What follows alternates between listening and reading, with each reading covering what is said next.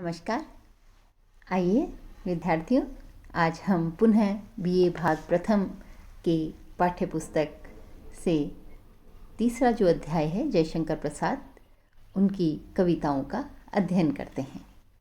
जयशंकर प्रसाद, सर्वप्रथम तो हम इनके ऊपर चर्चा करें तो अत्युक्ति न हो। प्रसाद जी हिंदी साहित्य के बहुत ही प्रभावशाली और प्रमुख कवियों में माने जाते हैं। जयशंकर प्रसाद छायावाद के प्रवर्तक ही नहीं, अपितु वे स्वयं में प्रौढ़ता, शालीनता, गूढ़ता और गंभीरता के भी पोषक रहे हैं। प्रसाद जी स्वयं अत्यंत भावुक और कल्पनाशील कवि हैं।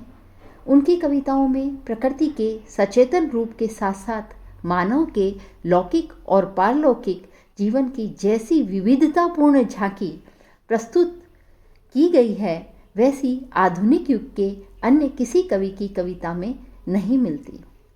उन्होंने अपने काव्य में अपरोक्ष अनुभूति, समरसता और प्राकृतिक सौंदर्य के द्वारा अहम और छद्म का समन्वय करने का सफल प्रयास किया है। जयशंकर प्रसाद न केवल भाव पक्ष के लिए अपितु नवीन शैली, नया वाक्य विन्यास और नए काव्य रूप के लिए भी पहचाने जाते हैं। प्रसाद जी की कविताओं में ध्वन्यात्मकता, लाक्षणिकता, सौंदर्यमयता, प्रतीक विधान, अनुभूति की गहनता, नवीन अभिव्यक्ति भंगिमाओं का अद्भुत संयोग मिलता है। उनके समर्थ जो कविताएं हैं उनकी, उसमें हमें उनकी कवि जो भाषा है, खड़ी बोली, हमें समर्थ दिखाई देती है और सूक्ष्म भावों का वहन करने में भी उनकी भाषा पूर्णतः समर्थ रही है। उन कामायनी उनका प्रसिद्ध महाकाव्य है और इस महाकाव्य का गौरव जो है वह हमारा पौराणिक एक छोटा सा प्रसंग है, उसको लेकर इन्होंने यह श्रेष्ठ महाकाव्य लिख दिया है।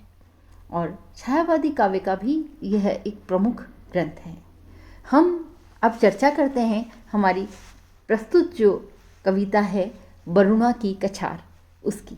हम देखते हैं कि इस कविता के अंदर कवि ने एक सुंदर दार्शनिक सिद्धांत को प्रमुख रूप से अपना विषय बनाया है और उनकी प्राचीन समर्थ प्रतीकों का जो पौराणिक वो है वह यहाँ देखने को मिलता है।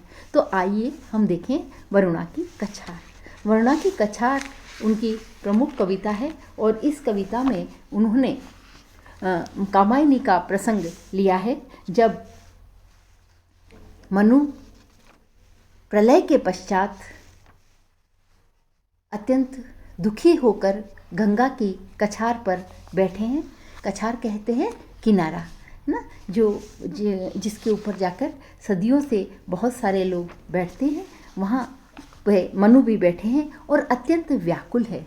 ऐसे ही समय में उन्हें श्रद्धा मिलती है और संभवतः श्रद्धा यहाँ उन्हें पुनः सृजन के लिए प्रेरित करती है। यही कह रही है, हे तपस्वी के विराग पार, अरि वरुणा की शांत कछार, तपस्वी के विराग प्यार। ये वरुणा की जो इतनी शांत कछार है और इसके साथ ये तपस्वी जो अपना सब कुछ प्रलय के अंदर खो चुका है वो यहाँ बैठा है।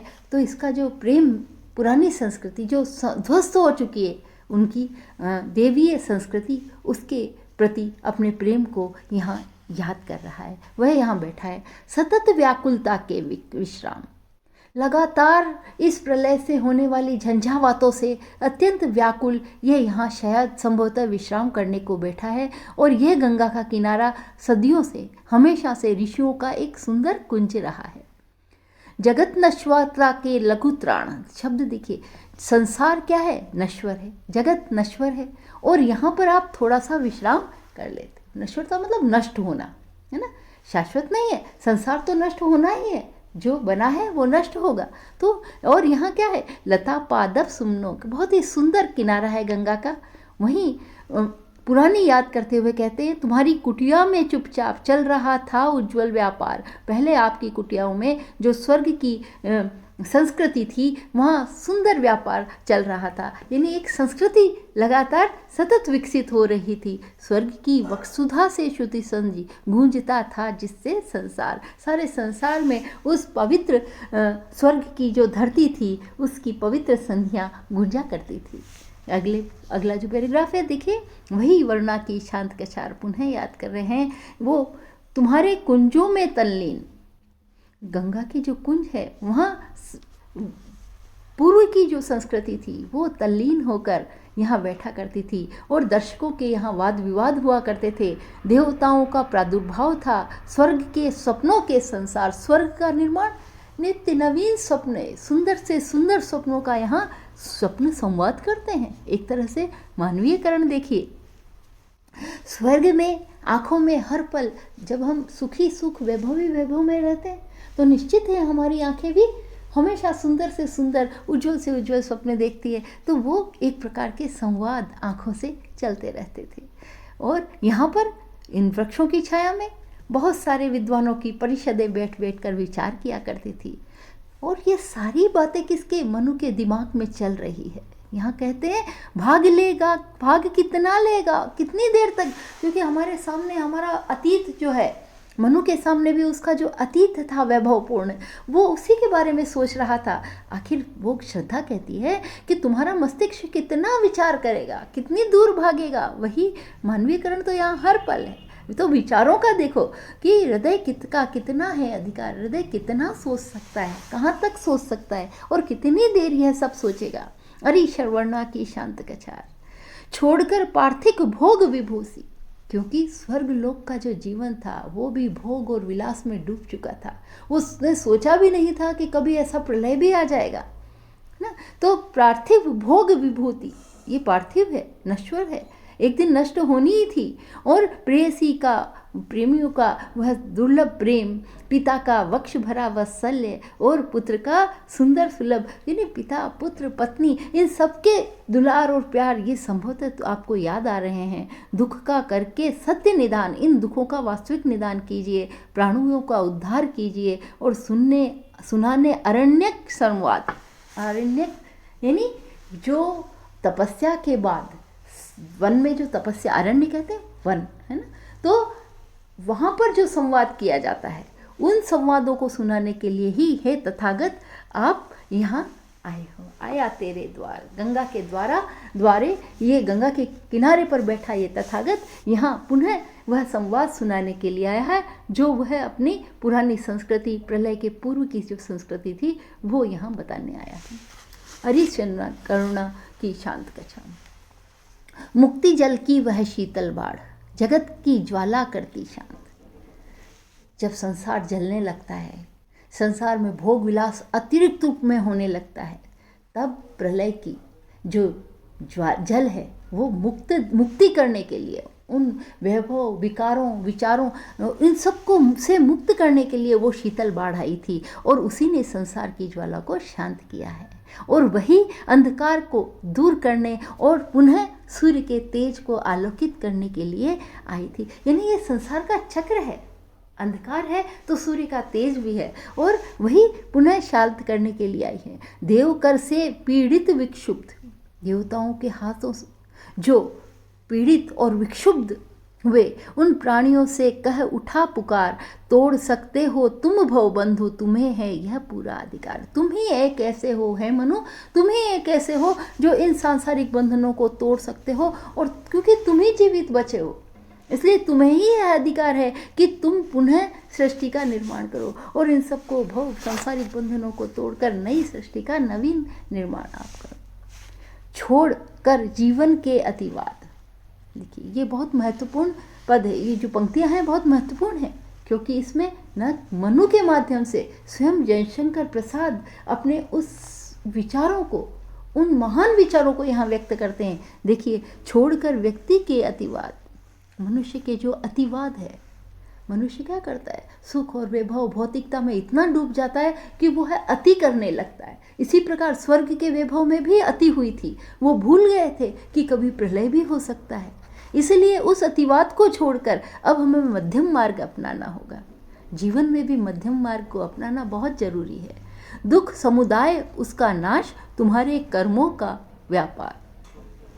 दुख होना और उसके पश्चात समुदाय के समुदायों का नष्ट हो जाना, ये क्या है? ये सिर्फ कर्म का व्यापार है। जैसे कर्म करते हैं वैसे उनके फल मिलते चले जाते हैं, और ये एक प्रकार का व्यापार है जो हमेशा निरंतर चलता है। विश्व मानवता का जय घोष, यहीं पर हुआ जलद स्वर मध्र। विश्व मानवता का, जयशंकर प्रसाद के काव्य की एक प्रमुख विशेषता है, वो हर पल विश्व मानवता का जय घोष करना चाहते थे। और इन पंक्तियों में उन्होंने यही लिखा है कि यहीं पर हुआ जलद स्वर मध्र। इसी कारण से बादलों का जो स्वर, भयंकर गर्जना हुई थी, भयंकर झंझावात हुआ था, प्रलय जब हुआ तो वो स्वर जो मंद पड़ा है वो यहीं इसीलिए पड़ा है क्योंकि अब वैश्विक मानवता का जय घोष आपको करना है। मिला था वह पावन आदेश, आज भी साक्षी है रविचंद्र। ये चंद्र और सूर्य इसी बात के साक्षी हैं कि यह पावन संदेश इसीलिए मिला था कि हम पुनः विश्व मानवता का जय घोष करें और मध्यम मार्ग अपनाकर जीवन को पुनः निर्माण करें। आगे वही वरुणा की छांत कछात। देखिए यहाँ पर 2 पंक्तियाँ पुनः पुस्तक में भी आ गई है, इसीलिए यहाँ ये तो तुम्हारा यह अभिनंदन दिव्य, यह उस यश का विमल प्रचार, तुम्हारा यह दिव्य अभिनंदन है। हे मनु, आपका ये सृष्टि दिव्य अभिनंदन करती है और तुम्हारे उसी यश का प्रचार कर रही है। वसुधा को दे संदेश, है ना। तो आप इस धरती को नया संदेश दें, धन्य होता है बारंबार, क्योंकि नए संदेश से ही धरती का, वसुधा का निर्माण हो सकता है। आज कितनी शताब्दियों बाद उठी ध्वंसों की वह झनकार, कई शताब्दियों बाद ऐसा प्रलय हुआ है ना। इसीलिए प्रतिध्वनि जिसकी सुने दिगंत, सभी दिशाएं उसकी प्रतिध्वनि, प्रलय तो हो गया लेकिन उससे बाद उठने वाली गूंज हर मन में, हर मानस के अंदर, हर दिमाग के अंदर वह गूंज जो है वह दिगंत में ढूंढ रही है। विश्व वीणा वाणी का बने विहार, पुनः विश्व की वाणी बने और नए संसार का निर्माण हो, यह इस कविता के अंदर संदेश दिया है। तो इस प्रकार से जयशंकर प्रसाद की यह कविता जो लिखी हमारे पाठ्यपुस्तक के अंदर है, इसमें कुछ खास बात हम यही कहेंगे कि जयशंकर प्रसाद के कवि का मूल जो काव्य का उनका मूल जो उद्देश्य है वह है विश्व मानवता की स्थापना करना। वो यहाँ जो ये इसका पद है जिसके अंदर हमने पढ़ा, छोड़कर जीवन के अतिवाद को छोड़ना है, मध्यम मार्ग को अपनाना है और विश्व मानवता के जय घोष को हमेशा से हमें करना है। कविता के अंदर भाषा अत्यंत सुंदर और संस्कृत हम कहें एक प्रवाहपूर्ण छायावादी भाषा, जिसको कहें ना स्निग्ध भाषा की लाक्षणिकता देखिए आप यहाँ पर। हर पल के अंदर, हर कदम के अंदर, हर शब्द में उनकी लाक्षणिकता, ध्वन्यात्मकता लिखी ना कि ध्वंसों का यह झनकार, प्रतिध्वनि जिसकी सुने दिगंत, किसकी, जो प्रलय हुआ था उसकी प्रतिध्वनि आज तक जो सुनाई दे रही है वही विश्ववाणी को बना दे, निर्मित कर दे। तो एक प्रकार से पुनः सृजन का संदेश कवि ने इस कविता के अंदर मनुष्य को दिया है। बहुत ही सुंदर कविता है ये, और इसमें शब्दों का जो सामंजस्य है वो अपने आप में विशिष्ट है। धन्यवाद।